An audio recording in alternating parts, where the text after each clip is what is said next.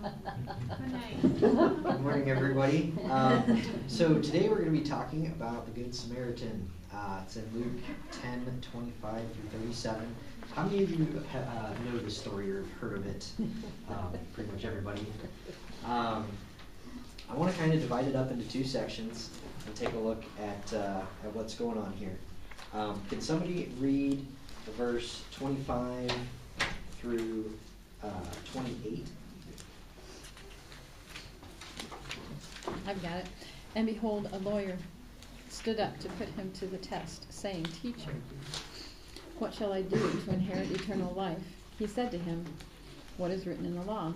How do you read it? And he answered, You shall love the Lord your God with all your heart, and with all your soul, and with all your strength, and with all your mind, and your neighbor as yourself. And he said to him, You have answered correctly. Do this, and you will live. So he talks about when the lawyer answers how he reads the law. He says what one of the Ten Commandments is to love the Lord your God with all your heart. And then there's another place that it says that as well, kind of everything that he mentioned there. When do you have, does anybody know where it comes from also? There's another spot. Deuteronomy. You cheated. Wendy, could you read that for us, please? It's Deuteronomy 6:5. Love the Lord your God with all your heart, and with all your soul, and with all your strength. So he doesn't necessarily, the words are a little bit different, but Jesus doesn't correct him in his answer. So it's a good answer, obviously. It's correct.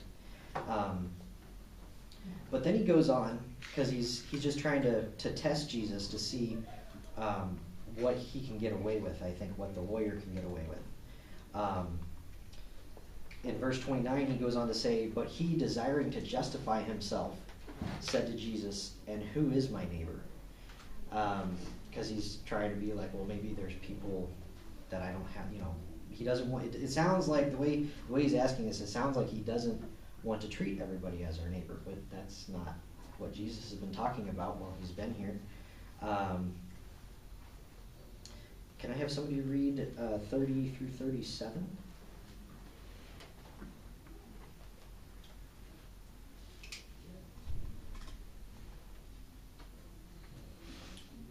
I can. Okay. Jesus replied, A man was going down from Jerusalem to Jericho, and he fell among robbers, who stripped him and beat him and departed, leaving him half dead. Now by chance a priest was going down that road, and when he saw him, he passed by on the other side. So likewise a Levite, when he came to the place and saw him, passed by on the other side. But a Samaritan, as he journeyed, came to where he was, and when he saw him, he had compassion. He went to him and bound up his wounds, pouring on oil and wine. Then he set him on his own animal and brought him to an inn and took care of him. And the next day he took out 2 denarii and gave them to the innkeeper, saying, Take care of him, and whatever more you spend, I will repay you when I come back. Which of these 3 do you think proved to be a neighbor to the man who fell among robbers? He said, The one who showed him mercy. And Jesus said to him, You go and do likewise. So Jesus is talking to a lawyer, basically somebody who is well versed in the law of Moses. And so when he asks, and who is my neighbor, he's kind of taunting Jesus to see what he's going to say. And when Jesus starts this parable, one of the first people that passes up the man is a priest. Does anybody have any ideas why you think that he picked a priest? They're supposed to show mercy. Exactly. And for whatever reason, It's their job. this priest decided that, there's just a dead man, I'm going to go on this side of the road, because they're supposed to be a man of God, and so he would definitely be from the tribe of Levi. And then the second one is a Levite. So he's a descendant of Aaron, but not necessarily or sorry, not necessarily a descendant of Aaron, but still a member of the tribe of Levi. And the Levites were assistants to the priests. So still another holy man, or he's supposed to be. So you would think that even a Levite would stop and help this guy. But the last one is a Samaritan. And if you don't know, the Samaritans and Jews hated each other. There was the two different sects. And I should have looked up for the why they hated each other. I don't have that today, but basically his enemy. So what his enemy saw this man, even though it was a Jew laying there, the Samaritan took pity on him and had compassion and picked him up, put him on his own animals. So that'd be like if you saw somebody laying on the side of the road that you had no idea. Maybe they were a Steelers fan, or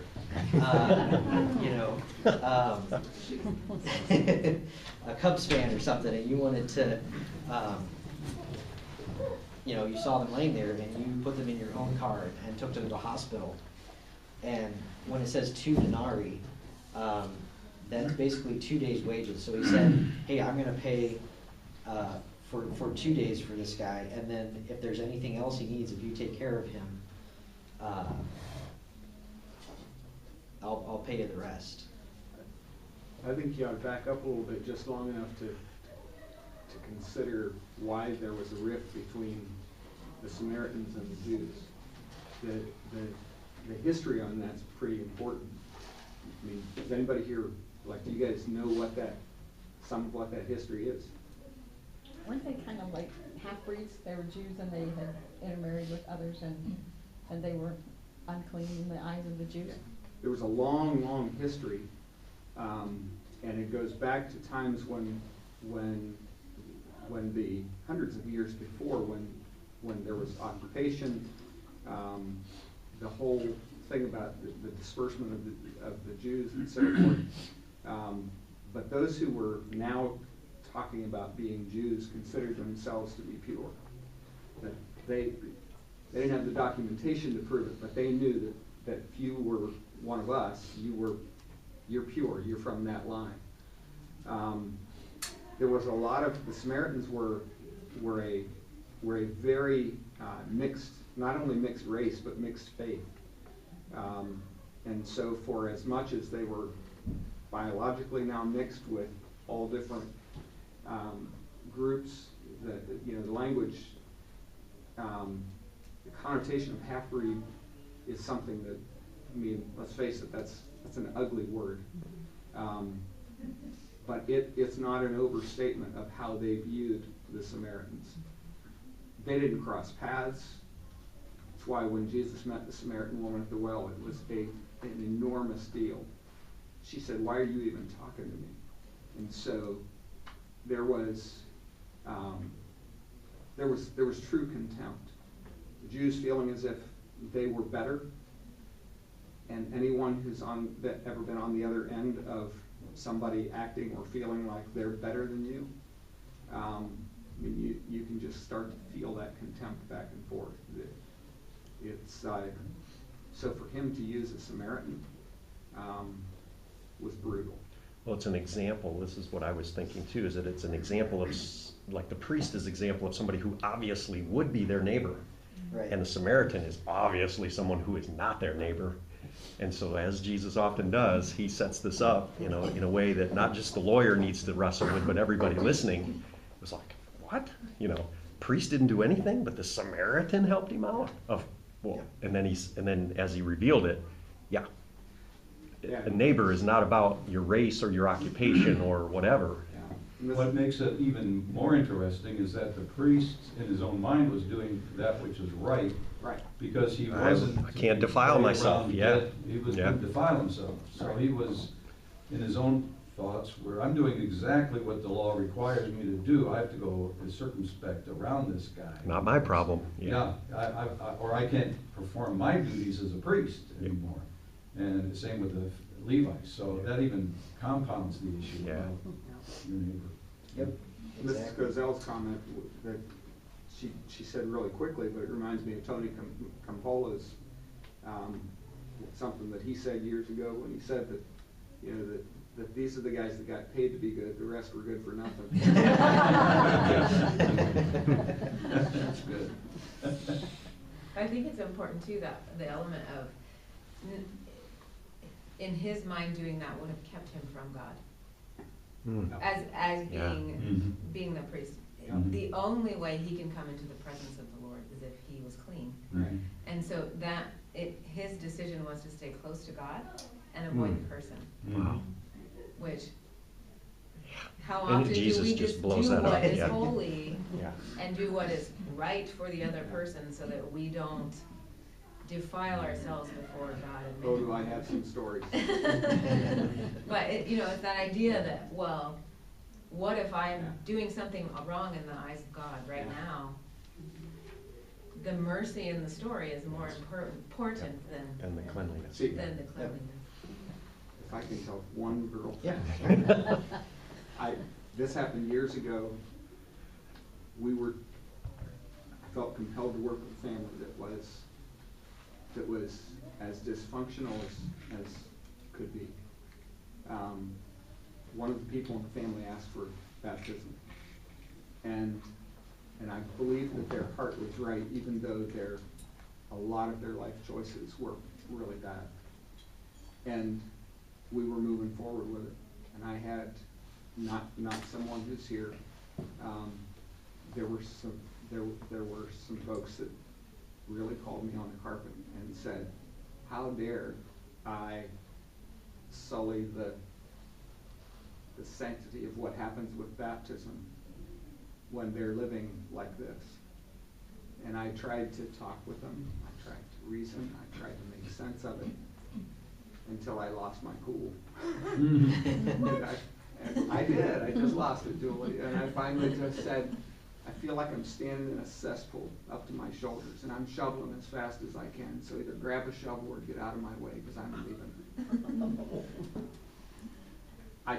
That's all I had left.